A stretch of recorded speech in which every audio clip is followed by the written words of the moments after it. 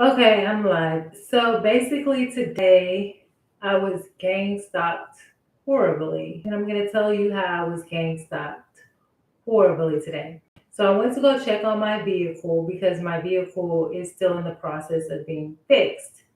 And because it's been taking such a long time, I decided to call a friend in the neighborhood, well, somebody, an associate in the neighborhood, that guy who is nearby. Okay? Before y'all start judging me about, oh, who you hanging out with, blah, blah, blah, blah. This is someone I met a long time. It was by a place by my job at a club where I like to play pool, which I don't do that anymore because of course of certain events. And this person asked me if I could take one day, and they live right down the street, like 2 minutes away. And I've only been in their kitchen, and most of the time, their mom is home too. And like I said, I've only been in their kitchen. So don't play with me. So anyway, I was like, I went to his house. I called, and that person was on their way to work. So they were like, "Can you drive me out to work?" I'm like, "Sure. This will be my opportunity to talk." So I get to their house, right? Now, meanwhile, on my way going down the street to see my car, there's police officers like in every spot down there. But when I finally, get all that taken care of, see where the mechanic is, I go to the person's house, like complaining, like, yeah, my car's not fixed yet. They're asking. So I'm there for no more than 10 minutes, and the city of Houston pulls up behind the vehicle that I'm using, okay, to get there, the vehicle I've been using. And I'm like, because we look out the window and see them. I'm like, why is the city of Houston outside behind the car? I'm like, it feels like people are following me. Like the city of Houston's working on roads wherever I go and doing this and doing that. And so I see the dude get out the truck. He goes this way and then he comes back. He gets out the truck and he's like near the car. And he puts his hand on the car. This is the guy from the city of Houston. And he has a cigarette in his hand. So I'm like, oh, well, I want him to know that we see him because I don't want him to put the cigarette butt out on the car. Well, I don't know what he's doing. I'm always going to think the worst because of how people are. So I'm like, yeah, you need to go outside and see what he's doing, what's going on. So I go outside with him, and this dude says, now I told my associate that I was in the house with that they are bothering me. They've been like following me. It's kind of suspicious. Why is the city of Houston just pulled up right when I pulled up in your driveway, like 10 minutes later? After I pulled up in your driveway. And so we go outside and like, what's going on? And he says, oh, we got a report that there was a dead dog. We're looking for a dead dog. I'm like, what do you mean a dead dog? Like, there's no dead dog here. So why is the city of Houston pulling up at the driveway asking about a dead dog? So I'm like, he said somebody called and gave this address and said that there was a dead dog here that we needed to pick up. And I'm like, there's no dead dog here. I told him, well, whoever calls you, you could tell them that Jesus died and rose in 3 days because ain't no dead dog here. So I feel like, yeah, they were harassing me, and who's watching me that close that they gave that person's address. This is what the city of Houston said, and told them that there was a dead dog there. Like animal patrol or something where they pick up the dead animals or whatever off the side of the road. I'm like, that's really weird. Now the neighbor, he came outside around the same time as the city of Houston, and the city of Houston guy asked him too. But when the city of Houston guy got out, he came by near the car that I was using. Like he went over there, even touched the car. Like I said, I thought he was gonna try to put his cigarette out on the car, so I ran out there like, what's going on? And like you ain't looking for no dead dog. You ain't got no gloves. You ain't got nothing on. Somebody's harassing me? So either somebody is listening to my phone conversations, knowing where I'm going, or somebody is watching me that close. How do you know where I'm going and the address of the person? And how would you know that by the phone anyway? Like, what are you looking at the trees as my phone is sitting on the seat, you're looking at the trees and it's telling you the location. Oh yeah, I forgot that GPS thing. But I'm just like, that's weird. So they're either using the phone to GPS and they're getting the person's exact address, or somebody that's watching that knows, because that's like the only person's house that I go to at this time. And, I don't really hang out at a lot of places. Or somebody's watching and somebody told them, oh, if you see this girl or this car, do this as like a tactic. So I'm like, okay. So now, why I feel like it's horrible in the way that I'm seeing it, the way that I'm perceiving it, just in case you don't understand how that makes it a horrible day, I perceive it as they were saying that like I was a dead dog, and they're like trying to use like some type of black magic to instill fear in me and like try to tell me, oh, you're a dead dog or something like that, because it doesn't make sense. Why you showing up talking about I got a report that there was a dead dog here 10 minutes after I showed up and there's no dead dog? Now, what I should have asked him is who reported that to you? Who told you, who gave you this address? That's really the question I wanted to ask. But he didn't answer that question, and he just basically was like, oh, okay, well, I guess there's nothing here, and ask the people next door. Why are you asking the people next door if they gave you this exact address? Don't act like you're lost if they gave you the exact address and you showed up here. So that's like some type of I don't know what type of harassment you call that, but that's definitely harassment to me. And it reminded me of the day that at this house there was a cat outside that was dead on the side of the curb. And the suspicious thing about that cat was his eyes was popped out, but there was no blood. And the incision was straight down the middle. It looked clean like a surgical cut.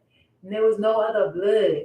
I called the city. I called the people. I said, can you please come get this dead cat from off the side of the curb by our mailbox? And he said, oh, we can't because it's the weekend. So I said, I'm gonna have to wait 2 days and look at this dead cat, which to me looked like a threat, some type of black magic also. And so I went out, I looked outside about 10 minutes later, and God had brought them vultures. It was like six vultures in the middle of the street.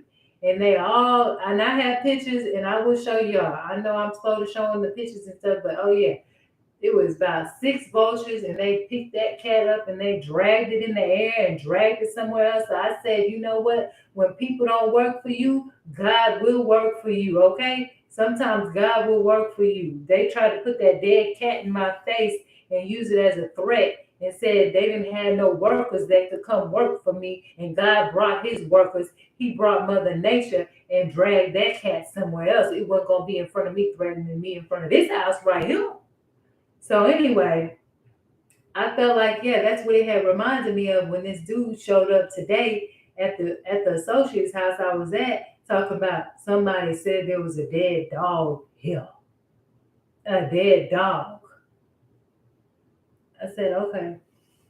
I'll tell you about that dead dog. That dead dog, see, Jesus Christ rose in 3 days. You tell him it's that dead dog, what dead dog you talking about? Because everything is alive right here.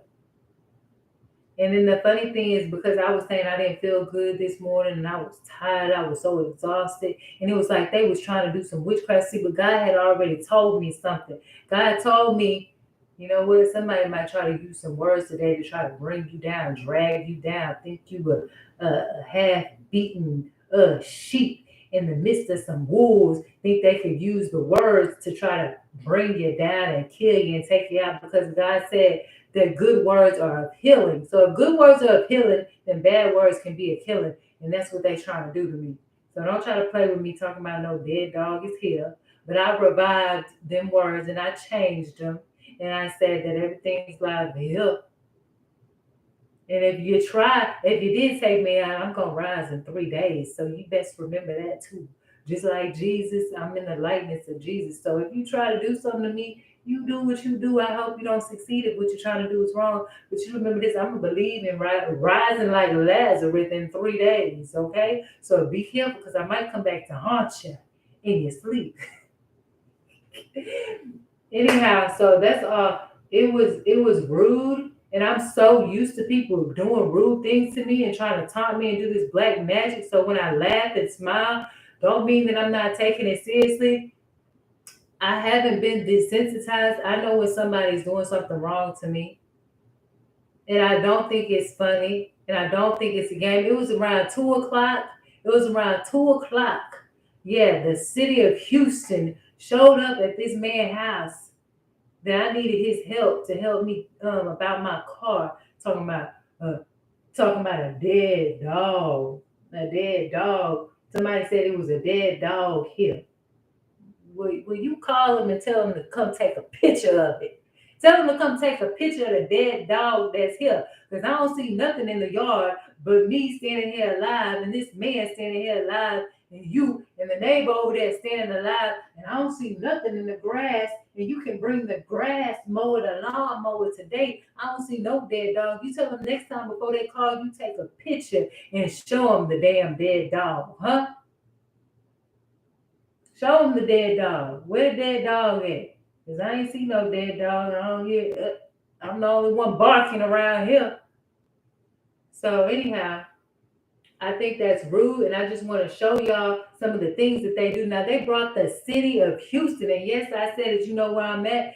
The city of Houston. They brought the city of Houston. A black man came up there talking about, you get too close to that vehicle. I drive that vehicle. Well, I came running outside before you ash your cigarette buzz on that car and get to putting your handprints on that car. You tell me what you here for.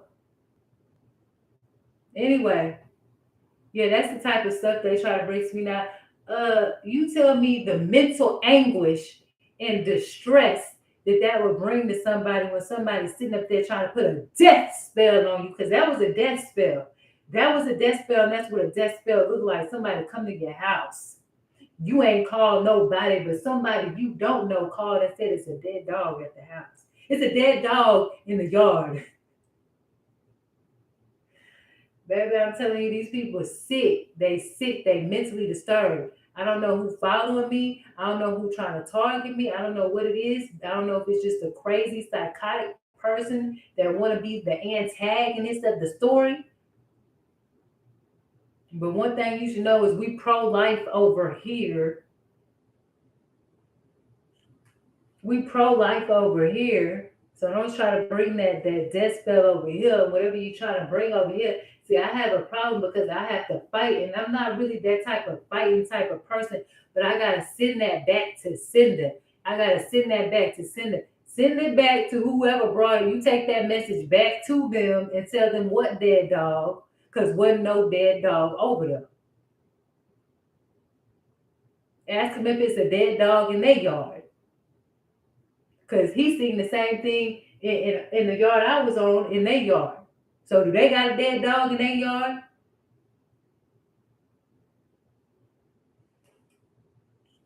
I'm tired of people harassing me, and I gotta deal with that. I gotta deal with that.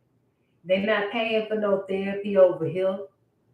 They not paying for no massage, no relaxation. They ain't got no good words for me. So who is you following me? Let it go back to you. Because I don't know how you knew where I was, and I especially don't know how you knew the address. So that little death magic you tried to send to me, let me tell you something. I ain't no rude person. I don't like to send stuff like that back to the sender who tried to put it on me. So what I'll do is I say send it back to sender, and if you didn't do it or if that's too much for you, then you send it to the pigs, okay? You send it to the pigs, but don't send no shit like that to me. Send it to the pigs. Tell their ass to run in the water. Don't send it to me. I don't send death spells to people. You sending death spells to people, baby. No, I don't do that. You ain't never loved nobody, and you must don't know God. Because you ain't got no business sending no death spell to people. You ain't got no business sending no death spell to people. You tell God to take care of it. And whatever God do, God will do. But I'm not going to send no death spell to nobody. Cause if I don't want them trying to send it to me and thinking anything gonna work. I don't do no death spells. Now, if I say send it back, whatever you was trying to send to me, that's on you. Like I said, if you can't handle it, because I'm not that type of person, I don't like that. You tell God to send it to the pigs, and God will do what He do. Now, if He tired of you, He might just do what He do in another way. I can't tell you what way that is, but don't be sending no death spells over here. Anyhow, that's all I want to say. These people out here trying to put death in my ear, and I'm sick of fighting these people. I don't want to fight it, and it take time, it take power to fight that type of stuff back. So when I say I'm tired, that's not including the labor I did at home. That's not including the labor I did at work. That's out here every day just fighting these people because when they think you weak, you know what I'm saying? They just keep on trying and keep on trying. Sometimes I don't even say nothing back because I'm so tired. But baby, that don't mean God ain't doing nothing. Yeah, that's what they put me through. Brought the city of Houston to tell me is a dead dog over here. Where? Where? I don't smell nothing. I don't see nothing. Yeah, I told him, you go back over there to whoever told you and told him Jesus rose in 3 days. Because if I'm dead, I must have had rose because I'm still right here. You don't need to sacrifice me because God, Jesus died for my sins and then couldn't even kill him because he rose from the dead. Him and Lazarus and whoever else, he might want to rise from the dead. So anyway, I'm sorry for y'all people who got to go through stuff like that, but I think I'm out here getting it pretty bad. People coming up to me telling me about dead dogs in the yard because I pulled up in the yard. You know what I'm saying? Got the whole city of Houston around here helping harass me. Now, what he should have did was said, baby, let me tell you who didn't send me over here. It was that house over there. It was him over there. It was what's his name right there around the corner. You know so and so. Yeah, that's what he should have told me because then I would have known. I'd have been able to pinpoint the enemy. Don't bring me no message if you can't tell me who the sender is. Goodbye.